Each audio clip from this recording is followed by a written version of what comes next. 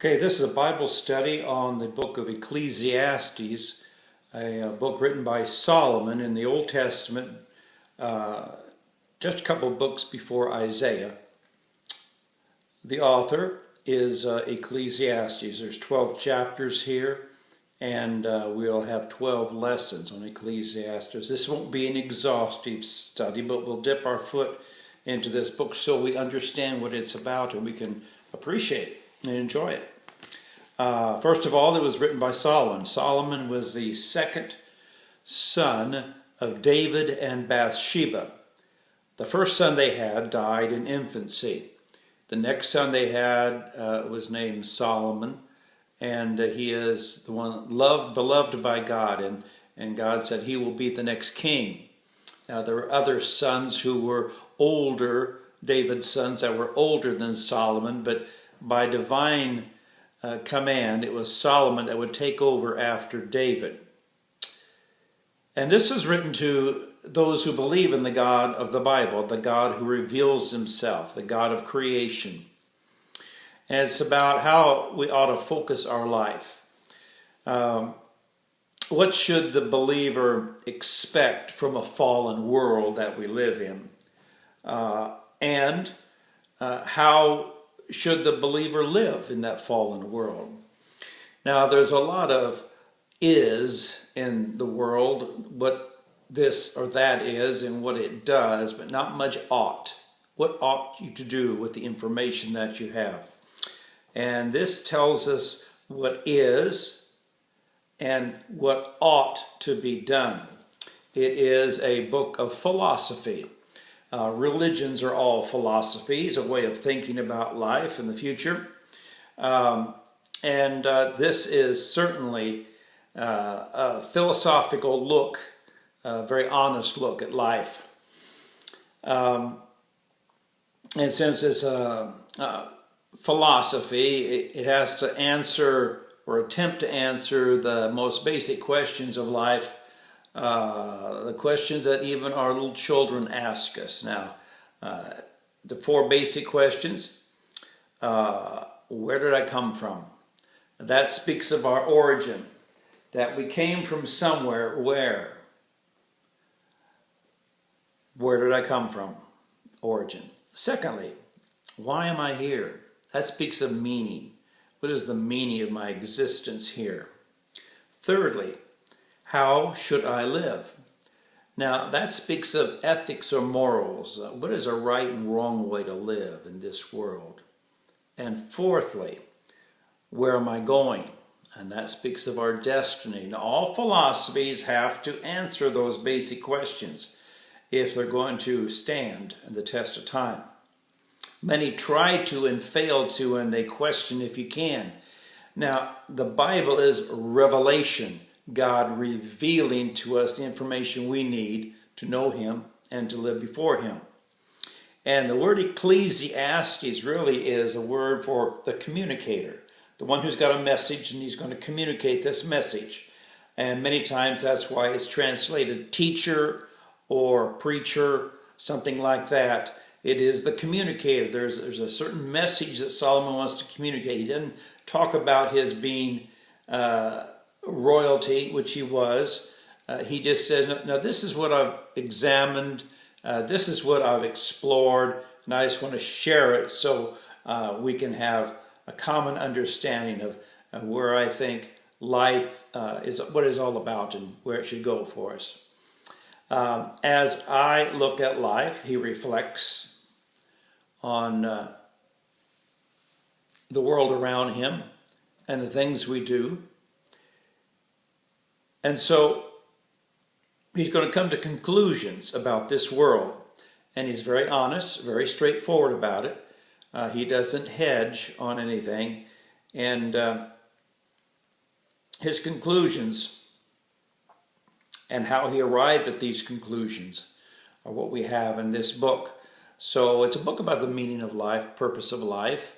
It's a book about how do we orient to life and how do we understand life, because we can be very distracted by life and go off on all kinds of frantic search for happinesses when actually God has given us a much simpler way to live before him and to enjoy our life. It was written toward the end of Solomon's reign. He reigned for 40 years, and this is sometime between 940 and 930 BC. And he has gone through a lot in life. He has strayed from the Lord. He has come back to the Lord. He has written many proverbs because he is called the wisest man who lived in his generation. And he had a lot to learn, and he enjoyed learning. He had the aptitude to understand things. And one of the main phrases he uses, verse 2, meaningless, meaningless, says the teacher, utterly meaningless. Everything is meaningless. Well, that's a real downer. His conclusion is right there about most of life is, as he says, meaningless. But the word in itself means it is insubstantial. It is a vapor. That's really a better word for it. That it is, life is, and this is, he says this 38 times in the book of Ecclesiastes, so he emphasizes this continually, that the general tenor of life and what people live for is like a vapor. You go out there and it's just a mist, and the sun hits and it just fades away. And life and all the activities of man's life are like a vapor. It looks like it's something, but it isn't. It's an illusion. It's very fleeting. That which is passing, or that which is temporary. Verse 3, what do people gain from all their labors at which they toil under the sun? Now, first of all, the labors we have, there's lots of things we labor at. There's lots of different types of job. And what is meaningful in life and concerning a job? The world was given to us by the Lord as he created the world and created Adam and Eve and put them in the garden. The first thing he gave them was a job to do. We have to work. We need to work. We need to work because that's how we learn about the world around us. And that's how we find meaning and purpose in our life. And that helps us. Having a job, working, suppresses our selfish nature and makes us decent people in life. And so he says, what do people gain from all their labors at which they toil under the sun? Now, Adam and Eve had the job of tending the garden. It wasn't hard. It produced abundantly until they were kicked out of the garden. And then it was from the sweat of their brow that they were going to eat and work the rest of their life. And that was a part of the discipline on man, as well as a part of the blessing, so that we would have useful labor. It says in verse 4, generations come and generations go. From Adam till now, millions of people have lived, and all of them have died. It's universal. And he says, but the earth remains. Now, back in verse 3 it says, at which they toil under the sun. Now, under the sun mean, and that's mentioned almost 40 times in the book of Ecclesiastes. And under the sun means here and now. It's not talking about life after this life, life in eternity. It's talking about in the here and now, under the sun in which we live. What is life about in the here and now? What we can see with our senses and experience, a generation come, a generation go, but the earth remains forever. It just keeps on going. And there's a commonness of he's going to mention here about things that just keep on going year after year, lifetime after lifetime. It just keeps on going. And what we see with our senses here and what we can hang on to in this world is basically going to frustrate us, and it's going to disappoint us. It just continues on. Let's take a little bit more look here. The sun rises, the sun sets, and hurries back to where it rises.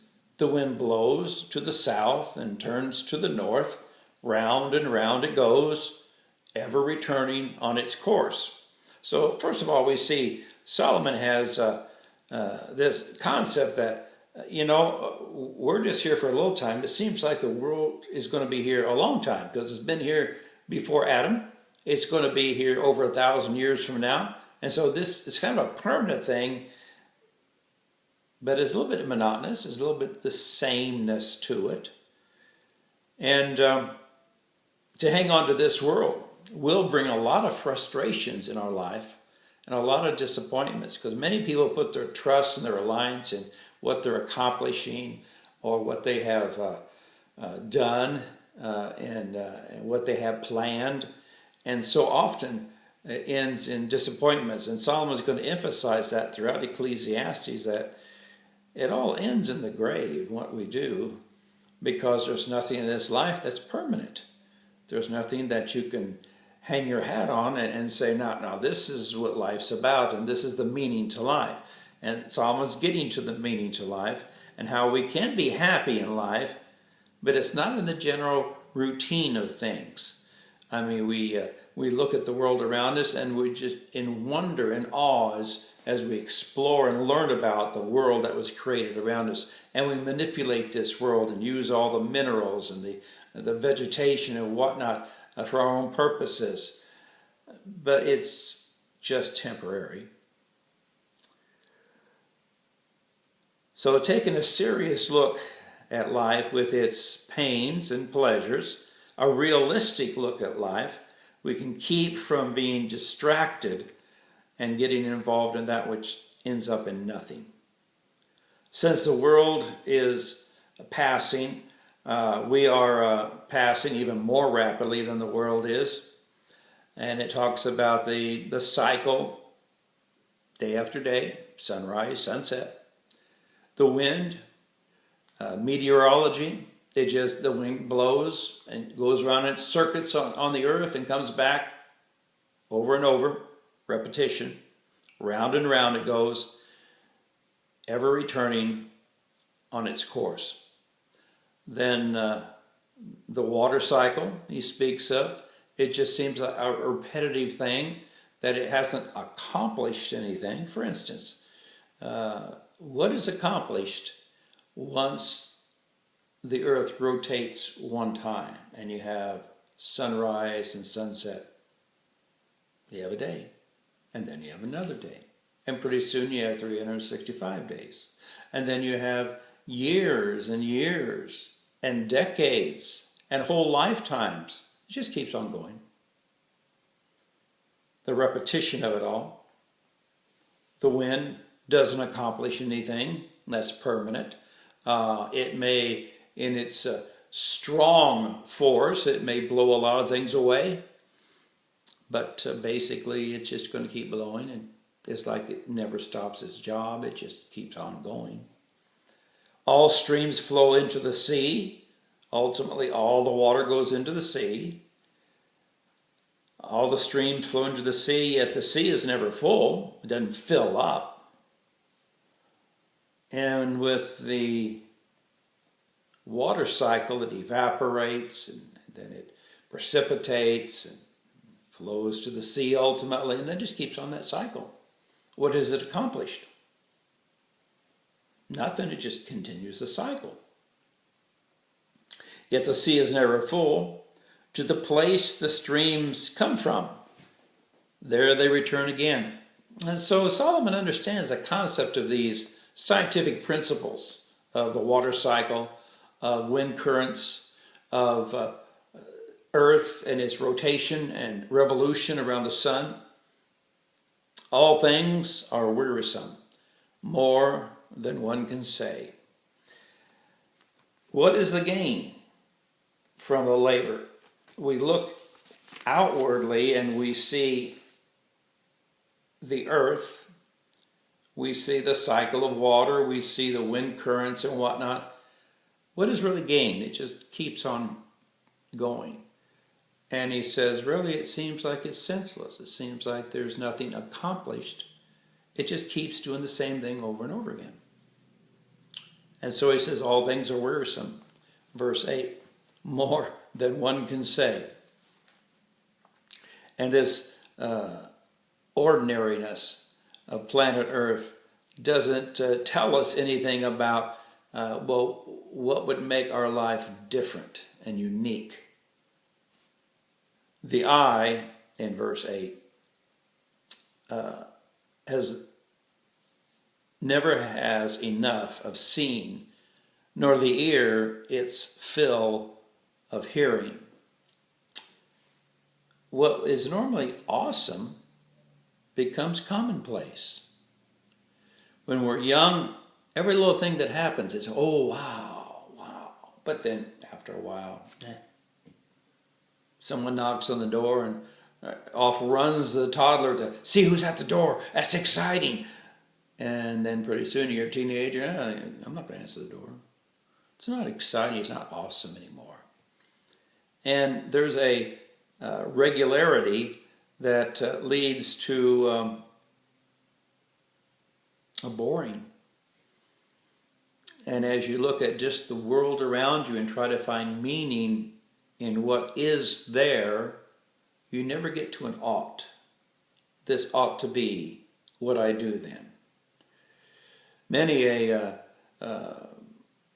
skeptic or atheist or agnostic have written about the boredom of life because there doesn't seem to be any permanence. No matter what they do, it's not going to matter. And that's what Solomon is saying here. And there's this insatiability, an innate dissatisfaction in our soul because it's not enough to see a beautiful sunrise or sunset. We want to see another one.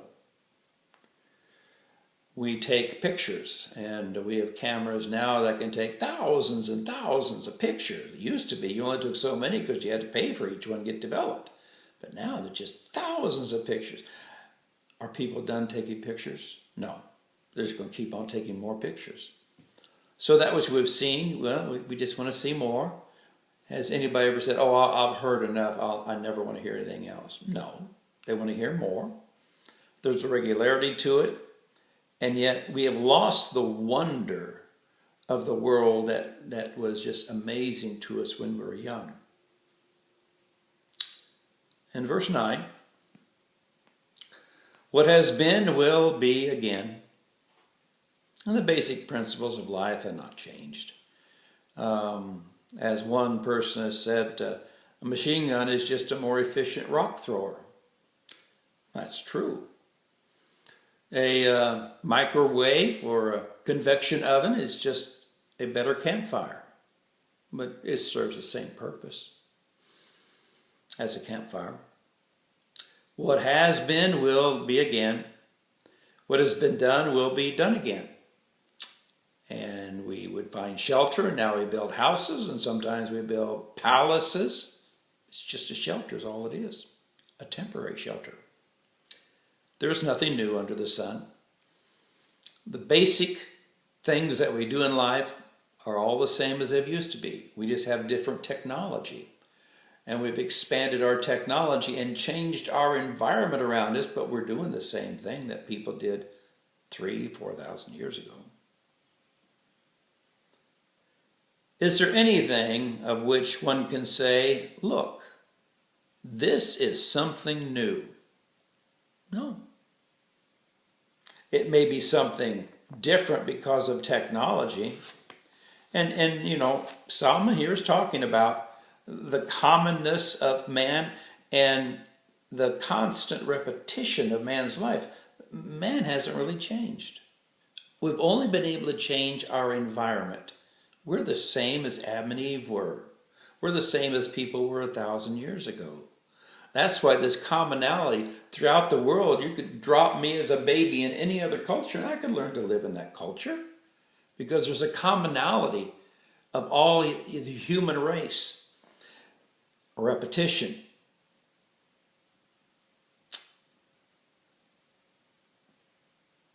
It was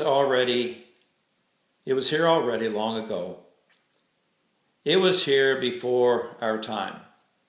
And it's always amazing when archaeology digs up something such as a battery, artificial light or something on some of the sailing boats that they explore that have sunk and different things. And they could figure out how to find light even in the darkness. It's still a mystery how people drew those absolutely marvelous cave drawings, very exquisite. The bumps and the curves of the cave they use as part of the body parts of animals. And how did they do that when there's no smoke on the ceiling of these caves? And they're in quite a way, some of these pictures. And how did they get the light? There's a lot of stuff that we reinvent generation after generation. And no one remembers, verse 11, no one remembers the former generations. Even those yet to come will not be remembered by those who follow them. I will die and I'll be buried. Or they'll deposit my body, whichever way, it doesn't matter. And people will say, "Well, Martin, who is that?" They won't know me. The only people that will know us are those who love us, close to us, friends, relatives, family members, but even they'll forget us. And that's the way it's going to be. You go to a graveyard and you walk through the graveyard and you look at all those graves and you look at the names. You don't know but a bare fraction of them. Usually only the ones that have been recently buried in your lifetime. No one remembers the former generations, and even those yet to come will not be remembered by those who follow them. And so there's a sense of emptiness, no purpose or meaning, and there's a frustration in that. And there's a disappointment that things aren't more permanent and more lasting. Many people build monuments to themselves, and so that someone will remember them. And you walk by those monuments years later, and people say, "I don't know who that was." Many a university has encouraged people to donate enough money to build buildings on their campus, and they'll name that building after the people that donated the money. One of the little known factors in that, they also make sure that for many years they give the money that will maintain that building, because they don't want to be saddled with more maintenance. But people walk by that and they'll say, "I don't know who that is." In verse 12, I, the teacher, the communicator, was king over Israel in Jerusalem. Solomon reigned for 40 years, and it was 40 years of peace, because David had won the battles that made for peace. During Solomon's reign, he built the temple and he built tremendous buildings. The palace took longer to build than the temple did. And he built all these different building enterprises all over Israel, and he conscripted men all over Israel to do the building. It's full-time, it's full employment completely in the nation. He did lots of different things. He had a zoo, he had orchards, he had lots of flocks and herds, he had all kinds of stuff, and he was very skilled in horticulture and animal husbandry, all kinds of stuff he explored. He had people come from all over the world who were the smarter people of that generation, and he'd sit and he'd discuss things with them and discuss truths and wisdom. And he could hold his own. He was the smartest man of his generation. He was a teacher, he says, king over Israel in Jerusalem. I applied my mind to study and to explore by wisdom all that is done under the heavens. And so God gave Solomon great wisdom that didn't necessarily make him happy, but it gave him the opportunity to use it to understand a lot of stuff about life. Now, wisdom is what we all recognize as necessary in life. That's why we have schools, because we know it is better to have educated kids than uneducated kids. Now, the opposite of wisdom would be foolishness. People who don't know how to handle life or to handle the issues of life. It's much better, Solomon says, to have wisdom, and we all recognize wisdom is important. And he says, that last half of verse 13, what a heavy burden God has laid on mankind. The heavy burden is the fallenness of mankind, and its frustration, its disappointment, that we all have a job to do, and yet we can't find happiness many times in that job. We can't find anything permanent in it, but it occupies our time, and it's necessarily to have a job. The heavy burden spoken of here is our fallenness, that we by nature do things and think things that are wrong. We are sinners. We commit acts of mental attitude sins, our thought pattern. We speak verbally things that shouldn't come out of our mouth, and curses and whatnot. And we do things. So those are the three ways we sin. And our fallenness, starting with our selfishness, leads us to all manner of disappointments and discouragements in life. I have seen all the things that are done under the sun. All of them are meaningless, a chasing after the wind. Again, this chasing after the wind is called a vapor. Okay? It like shepherding wind. We would say herding cats. That you try to make life fit and do well for is like herding cats. You might get one thing taken care of before you have to run over here and do something else. So we would say in our vernacular, like herding cats. You can't ever get it under control. And life is like that. And it's like a vapor. You grab it and you don't get anything, and you can't accomplish it. Verse 15. In verse 15, a proverb is given in life. Verse 14, Solomon is saying there's a lot of frustration in life. Life is a very frustrating thing. And there's a proverb about frustration now in verse 15. The proverb of frustration says, what is crooked cannot be straightened. What is lacking cannot be counted. That there are things in life that you can't make right.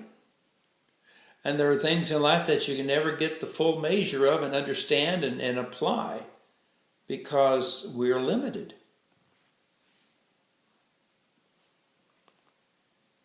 I said to myself, verse 16, look, I have increased in wisdom more than anyone who has ruled over Jerusalem before me.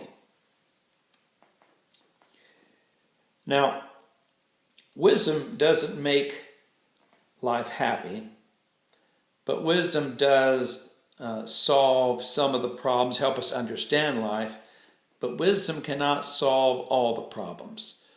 What is crooked cannot be made straight. There are some things you can never fix. There are some things you will never fully understand, and you can spend your lifetime working at it. Satan lied to Adam and Eve when he said, oh, if you eat of this knowledge of the tree of the knowledge of good and evil, you'll be as smart as God. He lied.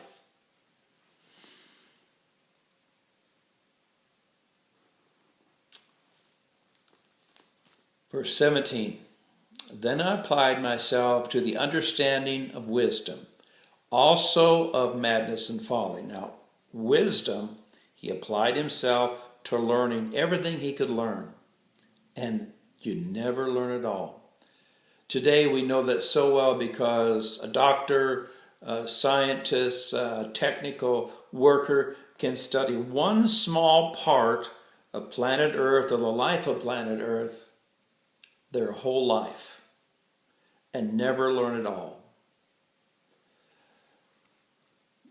The opposite of it is these mad foolishness, as it says here, or madness and folly. That's all the same thing. It's kind of like a war and peace. You're talking about a principle there, or you're talking about your law and order. Well, this is madness and folly.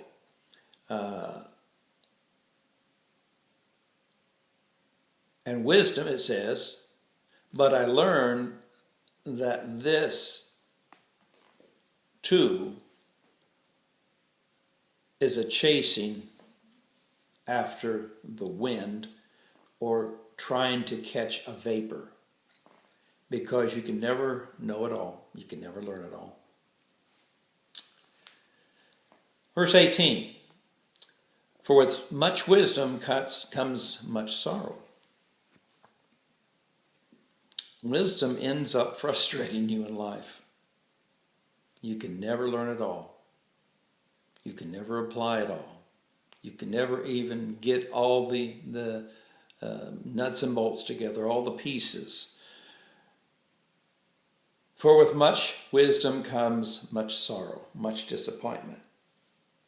Because, there's many a person who went to get their PhD, and they did that and got maybe several PhDs, and they thought, well, this is going to be the key to my life, and I find out the garbage collector makes more than they do.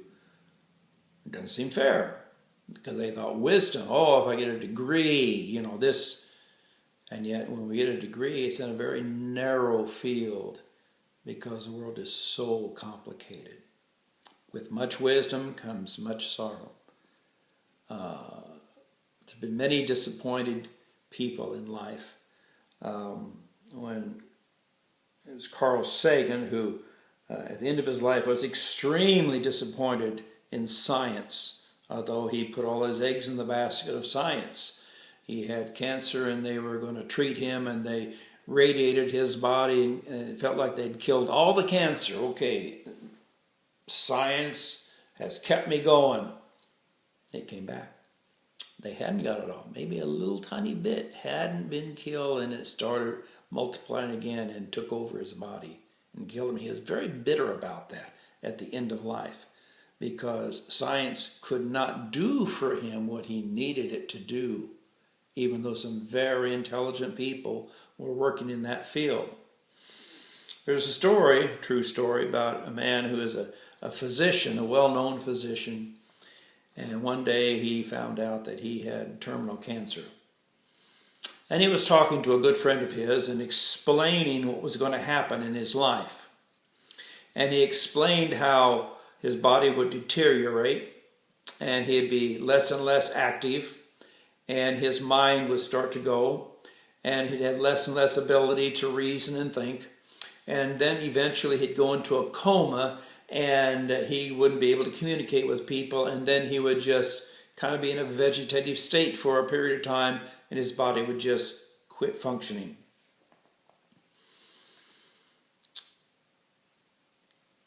And that's what happened. He had all that knowledge. He was a cancer specialist himself, but he couldn't deal with the cancer. I mean by that is he died in a hospital with people who knew nothing about cancer. They died of cancer too.